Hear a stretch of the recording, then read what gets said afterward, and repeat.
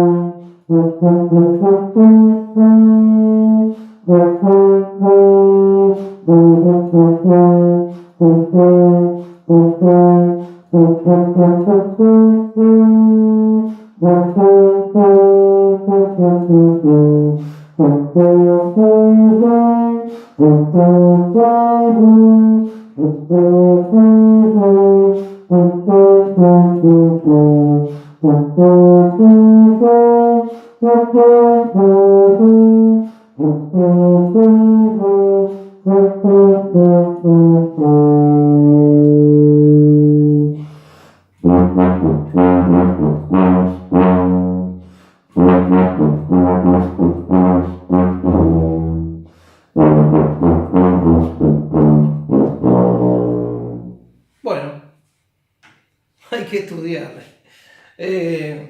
Son los sonidos de la tuba agudos y tiene buenos graves. Bueno, espero que les haya gustado. Esta es la tuba en si bemol Margarita.